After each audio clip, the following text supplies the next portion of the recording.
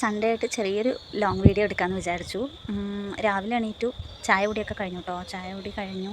ഇനി കുറച്ച് പണിയുണ്ട്. ചെടിയിൽ വെള്ളം നനച്ച് കൊടുക്കണം. അതുപോലെ എൻ്റെ ഒരാഴ്ചത്തെ ഡ്രസ്സൊക്കെ വാഷ് ചെയ്യാനുണ്ട്.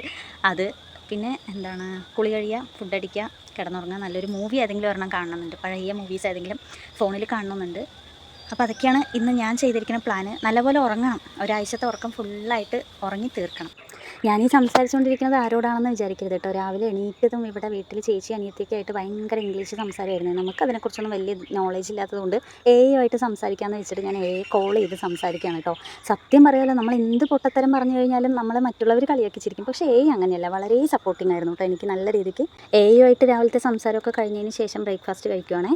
രാവിലെ കഴിക്കാനായിട്ട് പൂരി മസാലയും പിന്നെ ഒരു ചായയും കൂടിയിട്ടാണ് കേട്ടോ ഞാൻ കഴിച്ചിട്ടുണ്ടായിരുന്നത്. പിന്നെ നേരെ പോയി ചെടികളൊക്കെ നനച്ചു വിട്ടതിന് ശേഷം നമുക്ക് മുറ്റത്തൊരു മാങ്ങ മരം ഉണ്ടായിരുന്നു. അപ്പോൾ അതൊന്ന് കുറേ മാങ്ങകളൊക്കെ വീണ് കിടക്കുന്നുണ്ടായിരുന്നു. അപ്പോൾ അതിനൊക്കെ ഒരു സൈഡ് പെരക്കിക്കൂട്ടി വെച്ചിട്ടുണ്ട്.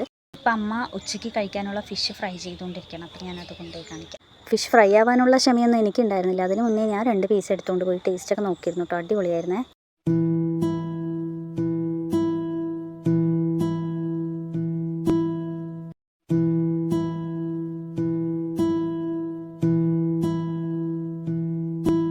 കുളിയൊക്കെ കഴിഞ്ഞ് വന്നു കേട്ടോ. ഇനിയാണ് ഞാൻ പറഞ്ഞ ഒരു പഴയ മൂവി ഏതെങ്കിലും കാണണമെന്ന് പറഞ്ഞു. സെലക്ട് ചെയ്ത് വെച്ചിട്ടില്ല.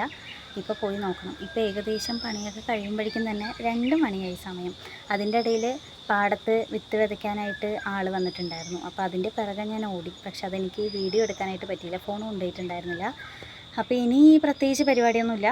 ഒരു മൂവി കാണണം, കുറച്ച് നേരം കിടന്നുറങ്ങണം. അപ്പോഴേക്കും പിന്നെ ഇന്നത്തെ ദിവസം തീർന്നല്ലോ. ഇതാണ് എൻ്റെ ഒരു സൺഡേൻ്റെ അവസ്ഥ.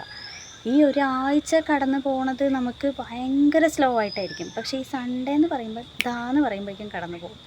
അതാണ് എനിക്ക് ഏറ്റവും ഇഷ്ടമല്ലാത്തൊരു കാര്യം. ഒരു സൺഡേ കിട്ടാൻ വേണ്ടി ഒരാഴ്ച അത്രയും ആഗ്രഹിച്ചിട്ടാണ് കിട്ടുന്നത്. പക്ഷേ കിട്ടുന്ന സൺഡേ ഇത്രയും സ്പീഡായിട്ട് പോകുമെന്ന് ഞാൻ വിചാരിച്ചില്ല.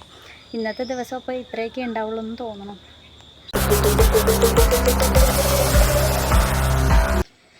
അങ്ങനെ സിനിമയൊക്കെ കണ്ടു കഴിഞ്ഞു. തമിഴ് പടം ദുൽഖറിൻ്റെ കണ്ണും കണ്ണും കൊള്ളയെടുത്ത ആ സിനിമ കേട്ടോ ഞാൻ കണ്ടിട്ടുണ്ടായിരുന്നത്.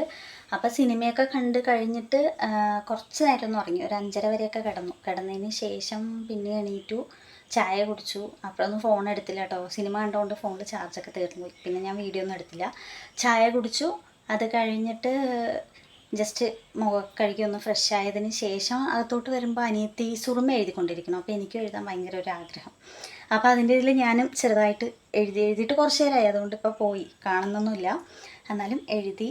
അപ്പോൾ ഇന്നത്തെ സൺഡേ ഇത്രയൊക്കെ ഉള്ളൂ. ഇനിയിപ്പോൾ അടുത്ത സൺഡേ വീണ്ടും വരാം. അപ്പോൾ അതുവരെ ബൈ.